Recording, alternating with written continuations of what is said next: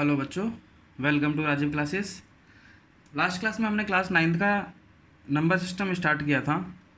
तो उसमें हमने नंबर सिस्टम के बारे में थोड़ी सी डेफिनेशंस पढ़ी थी कि नंबर्स कितने तरीके के होते हैं, क्या होते हैं और कैसे कैसे होते हैं। ठीक है बच्चों, आज हम पढ़ने जा रहे हैं आगे नेक्स्ट पार्ट, रियल नंबर्स। क्या पढ़ने जा रहे हैं हम? Real numbers. जैसा कि आप सभी लोग जानते हैं, मैंने आपको बताया था ओवरव्यू में कि रियल नंबर्स हमारे दो तरीके के होते हैं। First is rational, second is irrational. देखो, रेशनल नंबर्स वो नंबर्स होते हैं जिनको हम पी बाई क्यू की फॉर्म में लिखते हैं, where Q is not equals to zero and P and Q are integers. साथ साथ ही पी एंड क्यू जो होते हैं आर को प्राइम नंबर्स। को प्राइम का मतलब समझते हो ना? को प्राइम का नंबर होता है कि साथ में इन दोनों में मतलब कुछ भी कॉमन नहीं है, साथ में वो रिलेटिवली प्राइम है। एग्जाम्पल, जैसे कि मैंने बोला कि 3/4 दे रखा है आपको। 3/4 में देखो आप, 3 और 4 में यहाँ पर पी बाई क्यू की फॉर्म में पी की वैल्यू 3 है और क्यू की वैल्यू 4 है। तो और दोनों के दोनों क्या है, इंटीजर्स भी है और दोनों में कुछ कॉमन भी नहीं है। तो ऐसे नंबर्स को हम बोलते हैं क्या, रेशनल नंबर्स। ठीक है, ये हमने लास्ट क्लास में ओवरव्यू दिया था। आज जो हमारा मेन है वो है इरेशनल नंबर। ठीक है बच्चों, तो आज हम पूरा का पूरा फोकस करेंगे इरेशनल नंबर पर। तो ध्यान से पढ़ना, इरेशनल नंबर्स क्या होते हैं। देखो, अगर रेशनल नंबर्स वो नंबर्स होते हैं जिनको हम पी बाई क्यू के फॉर्म में लिख सकते हैं, तो इरेशनल नंबर्स क्या नंबर्स होंगे? वो नंबर्स होंगे जिनको हम पी बाई क्यू के फॉर्म में नहीं लिख सकते, जहाँ पर क्यू की वैल्यू जीरो नहीं होनी चाहिए। पहली बात, देखो, रेशनल नंबर हो या इरेशनल नंबर हो, डिनोमिनेटर तो जीरो हो नहीं सकता। क्यों? अगर डिनोमिनेटर जीरो हो गया, मान लो यहाँ पर आ गया 1/0, तो 1/0 ये जो है वो नॉट डिफाइंड हो जाएगा। नॉट डिफाइंड का मतलब समझते हो ना? मीन्स इसको आप सॉल्व नहीं कर सकते। अभी तक से इसका कोई लॉजिक नहीं है, रीज़न नहीं है कि why division by zero is not possible, because हमारे पास परफेक्ट रीजंस नहीं है। क्योंकि ज़ीरो से हम डिवाइड नहीं कर सकते किसी नंबर को, इसलिए नॉट डिफाइंड हो गया। ठीक है, तो इरेशनल नंबर्स हमारे पास जो है, हम अच्छे से पढ़ते हैं आज। इरेशनल नंबर की डेफिनेशन समझते हैं कि इरेशनल नंबर्स हमारे पास वो नंबर्स होते हैं जिनको हम पी बाई क्यू की फॉर्म में नहीं लिख सकते। पहली बात, उसमें क्यू की वैल्यू ज़ीरो नहीं होनी चाहिए। दूसरी बात, ठीक है, तीसरी बात क्या है कि पी एंड क्यू जो है वो आर नॉट इंटीजर्स। अगर वो इंटीजर्स हो जाएंगे तो यही डेफिनेशन बन जाएगी। यहाँ पर वो इंटीजर नहीं है। तो ऐसे कौन से नंबर्स हैं, हम उनकी बात कर लेते हैं। ठीक है, देखो, ऐसे नंबर्स है √3/2, √5/7, √3/6, कुछ भी ले लो, मतलब एनीथिंग जो कि रूट के अंदर हो, क्योंकि रूट के अंदर जो नंबर्स है वही जो है हमारे इरेशनल नंबर्स होंगे। देखो, एक बहुत ही एक फेमस नंबर है जिसके बारे में तुम लोग जानते हो, दैट इज़ पाई। ठीक है, अब पाई जो है ना, पाई को हमने कंसीडर कर रखा है इरेशनल नंबर्स में। किस में कंसीडर कर रखा है? इरेशनल नंबर में। बट हम आपको बताते हैं कि पाई की वैल्यू जो होती है वो 22/7 होती है, ऐसा बोलते हैं ना हम। देखो, ऐसा हम कहते हैं, बट पाई की जो एग्जैक्ट वैल्यू होती है वो 22/7 नहीं होती। ध्यान रखना इस बात का। अब इसका रीज़न क्या है? अब देखो, रीज़न जानने के लिए पहले मैं आपको कुछ छोटा सा एग्जांपल बता देता हूँ, आपको समझ आएगा कि मैं क्या कहना चाह रहा हूँ कि पाई की वैल्यू 22/7 क्यों नहीं होती। मतलब हम बोलते हैं 22/7 ले लो या 3.14 ले लो, हम ऐसा बोल कर भी हम कह रहे हैं पाई की वैल्यू 22/7 नहीं होती। तो क्यों नहीं होती हम जान लेते हैं। जैसे कि देखो, आपको सामने मैं दो एग्जाम्पल ले रहा हूँ। देखो, मान लो ना ये रेडियस है, रेडियस कितना है? 3 सेंटीमीटर। क्लियर? अब हमारे पास एक रेडियस है 3 सेंटीमीटर जिसका सर्कल है, और एक रेडियस है जिसका जो जिसका जो एक सर्कल है जिसका जो रेडियस है वो है 4 सेंटीमीटर का। समझ आया बच्चों?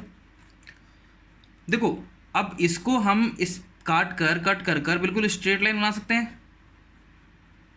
मीन्स अगर ये जो है वो एक तरह से क्या है, एक तरह का थ्रेड ही तो है। थ्रेड को हमने सर्कुलर शेप में कर दिया है, और ये भी तो थ्रेड ही है, हमने सर्कुलर शेप में कर दिया है बस। तो अगर मैं इसको काट कर स्ट्रेट लाइन करूँगा तो ये जो लेंथ होगी, इस लेंथ को ही तो हम सर्कल के फॉर्म में सरकमफेरेंस बोलते हैं। सरकमफेरेंस बोलते हैं ना। तो अगर देखो, मैं आपको फॉर्मूला नहीं बता रहा हूँ अभी, आप अगर इस एक्टिविटी को करना चाहो तो आप कर सकते हो।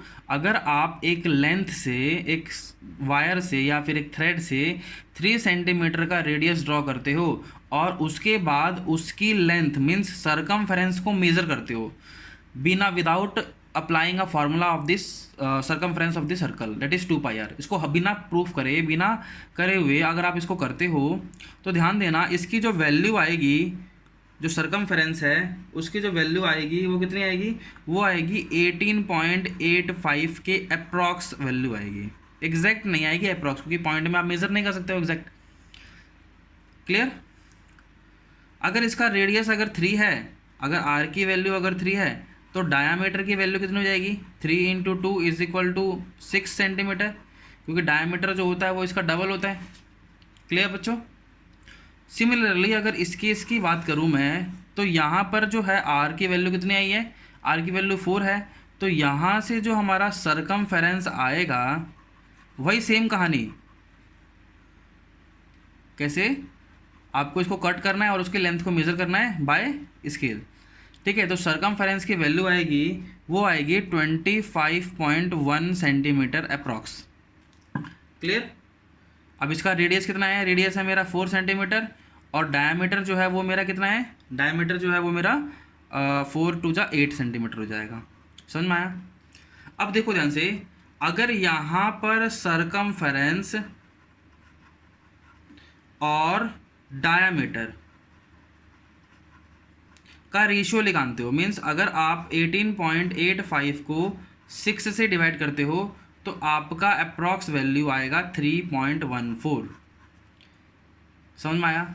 दूसरी बात क्या है, देखो मैं बता रहा हूँ कि why pi is irrational, because ये बहुत ज़रूरी है जानना। ठीक है, क्योंकि कन्फ्यूजन रहती है, क्योंकि पाई की वैल्यू 22/7 है। अगर 22/7 एग्जैक्ट होती तो आपको पता है 22/7 जो है वो क्या है, पी बाई क्यू की फॉर्म में लिखा हुआ है, वेयर पी एंड क्यू जो है वो इंटीजर भी है। अगर इंटीजर है तो कैसे होने चाहिए, आपको रेशनल नंबर होने चाहिए, बट आपको पता है कि ये रेशनल है।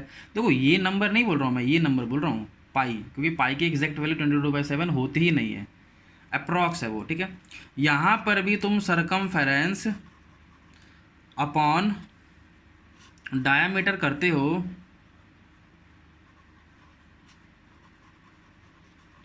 तो यहाँ पर कितना आएगा, देखो 25.1/8 करोगे तो यहाँ पर भी अप्रॉक्सीमेटली 3.14 आएगा।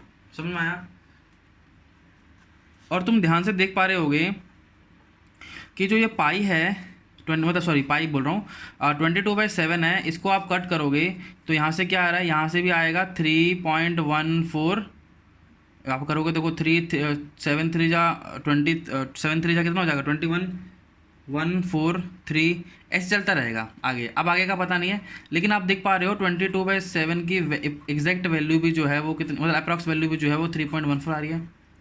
क्लियर?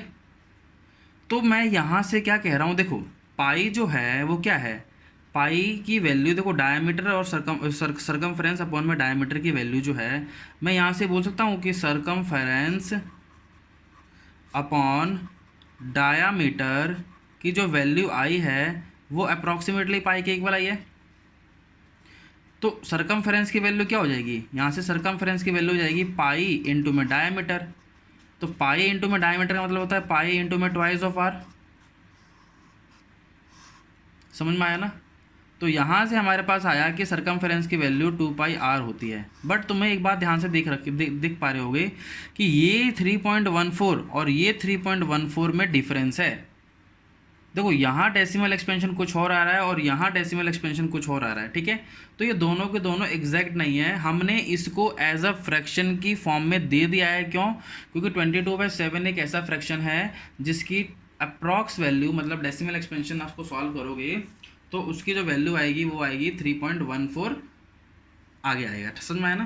क्लियर? 3.143 ऐसे आएगी। ठीक है, समझ में आया?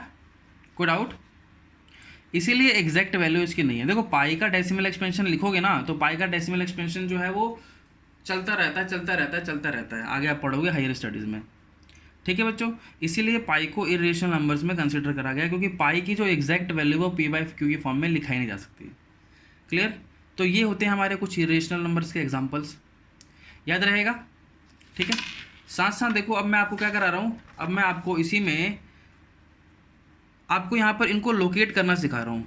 ठीक है बच्चों, इनको लोकेट करना सिखा रहा हूँ। मीन्स देखो, अगर मान लो आपको नंबर लाइन पर √2 आपको क्या करना है, लोकेट करना है। √3 अगर आपको लोकेट करना है तो आप कैसे करोगे? देखो मीन्स यहाँ पर जो है ना वो ज्योमेट्री वाला कॉन्सेप्ट है। कैसे? देखो पाइथागोरस, √2 कैसे आएगा? अगर मैं आपके सामने एक स्क्वायर लेता हूँ जिसकी साइड है 1 और इसकी साइड है 1, तो उसका जो डायगोनल होगा वो क्या होगा? ये स्क्वायर है 90 डिग्री है, तो पाइथागोरस लगाओगे तो इसकी वैल्यू क्या होगी? √1 स्क्वायर प्लस 1 स्क्वायर, तो √2, तो ये मेरा √2 हो जाएगा। सिमिलरली अगर आपको √3 लेना है तो √3 में अगर मैं आपको साइड दे दूँ, एक की वैल्यू दे दूँ √2 और एक की वैल्यू दे दूँ 1, समझ में आ रहा है? मीन्स अगर आपको मैं एक ट्राइंगल दे दूँ जिसमें एक की साइड है इसकी वैल्यू है √2 और इसकी वैल्यू 1, तो ये आंसर आ जाएगा √3। मीन्स हम इसको सॉल्व करने की कोशिश करेंगे ट्राइंगल मेथड से। तो कैसे लोकेट करेंगे? हम लोकेट करने की कोशिश करते हैं, ठीक है। जैसे कि रिप्रेजेंट √2 ऑन नंबर लाइन। अगर आपको नंबर लाइन पर शो करना है तो आप कैसे करोगे? देखो आप करोगे, देखो आप सबसे पहले क्या करना है, आपको स्केल पेंसिल से, ये हमारा 0 है, this is 1, this is 2, this is 3, this is 4, -1 -2, अब इधर तो जाना नहीं आपको क्योंकि नेगेटिव नंबर नहीं है, भी √2 शो करना है। √2 तो हमारा पॉजिटिव नंबर होता है। देखो √2 में हमको क्या करना है, हमको एक ऐसा ट्रायंगल बनाना है जिसमें एक सर्कल दो साइड जो है वो क्या है, यूनिट है। यूनिट मतलब 1 है। देखो अगर मैं यहाँ से बोलता हूँ यहाँ से लेकर यहाँ तक 1 है, तो मेरे को क्या करना है, मेरे को ना बिल्कुल सेम लेंथ का, इसी लेंथ का इस 90 डिग्री पर यहाँ पर मेजरमेंट करो। कितना? बिल्कुल सेम लेंथ का। देखो अगर ये लेंथ कैसे करोगे, यहाँ कंपास रखना है, यहाँ से एक आर्क लगाओगे, फिर यहाँ उसी का बिना छेड़े उसको करोगे, यहाँ एक आर्क लगाओगे। अगर इसकी लेंथ 1 है तो इसकी लेंथ भी कितनी हो जाएगी? 1। फिर इसको ज्वाइन करोगे तो देखो ये 1 अगर ये भी है और 1 अगर ये भी है तो इसकी वैल्यू कितनी हो जाएगी? √2 हो जाएगी। अगर अगर √2 मिल जाएगा तो अगर मैं इसको इधर लेकर आ जाऊँ तो जहाँ पर ये कट करेगा वही मेरा √2 होगा। तो क्या करना है, कंपास को यहाँ रखना है, यहाँ से आपको क्या करना है, देखो यहाँ पर कंपास को रखना है, यहाँ पर रखने के बाद इसको क्या करना है, ऐसे कर देना है। कैसे? इसको रेडियस मानते हुए यहाँ से आपको सर्कल ड्रॉ करना है। तो जहाँ पर ये इंटरसेक्ट करेगा दैट वैल्यू इज़ √2। समझ में आ रहा है? और आपको पता होगा √2 जब एक्सपेंड करोगे तो √2 की जो वैल्यू होती है वो 1.41 समथिंग होती है। तो √2 की वैल्यू क्या होनी चाहिए? 1.41 मतलब 1 और 2 के बीच में होनी चाहिए। समझ पा रहे हो? वैसे ही अगर आपको √3 ड्रॉ करना होगा तो √3 के लिए देखो इसमें क्या इंपॉर्टेंट बात है कि √3 को ड्रॉ करने के लिए आपको √2 पता होना चाहिए। क्योंकि देखो मैंने आपको बताया कि यहाँ पर √3 जब भी आएगा जब ट्रायंगल की एक साइड √2 होगी। तो √2 आपको पता होगा जब भी, तो एक ट्रायंगल का एक साइड जो होगा वो क्या होगा? 1 तो आप इजीली बना सकते हो, √2 ढूंढना पड़ेगा। देखो तो अगर √2 आपको यहाँ मिला हुआ है तो आपको क्या करना है, यहीं पर 90 डिग्री ड्रॉ कर कर यहाँ पर 1 यूनिट, मतलब क्या है, जितना यूनिट ये था उतने डिग्री का उतने सेंटीमीटर का यहाँ पर कट लगा देना है। क्लियर? तो अब देखो ये अगर 1 है और ये √2 है तो ये वाली वैल्यू कितनी हो जाएगी? This value is √3। समझ पा रहे हो क्या बोल रहा हूँ मैं? ये वाली वैल्यू जो हो जाएगी मेरी √3 हो जाएगी। क्लियर? अब अगर ये √3 हो जाएगी तो आपको क्या करना है, आपको इसको रेडियस मानते हुए यहीं से सर्कल ड्रॉ करना है। तो जहाँ ये कट करेगा दैट वैल्यू इज़ √3। समझ पा रहे हो क्या बताया मैंने? लोकेट करने का रीज़न, कैसे लोकेट करना है। देखो ये वैल्यू अभी फ्रैक्शंस में नहीं है, डेसिमल्स में नहीं है। डेसिमल्स में आएगी तो थोड़ा उसका प्रोसीजर बदल जाता है। वैसे ये वाले नंबर्स भी आप उसमें कर सकते हो बट ये ईजी है थोड़े। मतलब आपको जो भी करना है उसके कॉम्पेरेटिवली एक राइट एंगल ट्रायंगल ढूंढना है और राइट एंगल ट्रायंगल मिल जाएगा तो आप इजीली उसको कन्वर्ट कर सकते हो। किस फॉर्म में? जिस फॉर्म में आपको चाहिए। √2 चाहिए तो √2 मतलब 1 मिल जाएगा। √3 चाहिए होगा तो √2 पता होना चाहिए। अब देखो √4 क्या होता है? √4 तो 2 होता है, तो देखो यही आंसर है उसका। अब वैसे ही अगर आपको √5 ढूंढना होगा तो √5 के लिए आपको √2 से √3, √3 से √4, फिर √5 पर नहीं जाना है। देखो सबसे पहले परफेक्ट नंबर ढूंढना है। देखो √5 ढूंढना है तो √5 के लिए आपको √4 पता है ना, मतलब 2 पता है। मीन्स जो भी नंबर होगा ये क्या होगा, ये वैल्यू जो √4 है यहाँ से लेकर यहाँ तक दैट इज़ √4 होगी ना। ये अगर √4 ये मिल जाएगी तो सीधा आप 2 पर 1 बनाओ। मतलब कहने का मतलब क्या है कि अगर मैं आपको बताना चाहूँ कि मैं क्या कह रहा हूँ, ठीक है। तो देखो यहाँ पर अगर आप सर्कल बनाते हो, इसको सर्कल बोल रहा हूँ, ये नंबर लाइन है, this is my 0, this is 1 and this is 2। तो आपको पता है ना ये वाली लेंथ जो है वो √4 है, 2 है तो मतलब क्या है इसका √4 हो गया ना ये। अगर ये √4 मिल गया तो √4 पर सीधा सीधा ये 3 स्टेप मतलब √2 और √3 वाला इसको हटाओ, ये 1 डेसिमल मतलब यहाँ पर ही आप क्या करना है, जितना ये 1 यूनिट है मतलब यहाँ से लेकर यहाँ तक का कट यहाँ लगा दो, ये 1 यूनिट हो जाएगा। अगर ये 1 यूनिट हो जाएगा और ये √4 यूनिट हो जाएगा तो ये वाली वैल्यू कितनी हो जाएगी, ये वाली वैल्यू √5 नहीं हो जाएगी। कैसे होगी देखो, ये वाली वैल्यू होगी अंडर रूट में √4 का स्क्वायर प्लस 1 का स्क्वायर। तो √4 मतलब 4 + 1 = √5। समझ पा रहे हो। तो अब इसको रेडियस मानकर जब ड्रॉ करोगे तो यहाँ पर जो वैल्यू आएगी दैट इज़ √5। समझ पाए हो क्वेश्चन का क्या मतलब है। देखो क्वेश्चन इज़ वेरी इजी, आपको कैसे करना है बस यही समझना था इसमें। तो मैंने बताया ना नंबर लाइन पे लोकेट कैसे कैसे करना है, आपको समझ में आ गया, क्लियर। देखो मैं उम्मीद करता हूँ कि मैं आपको जो समझा रहा हूँ समझ में आ रहा है। अगर फिर भी आपको कोई डाउट हो रहा है समझने में तो प्लीज़ मुझे पूछे ज़रूर कमेंट सेक्शन में, ठीक है बच्चों।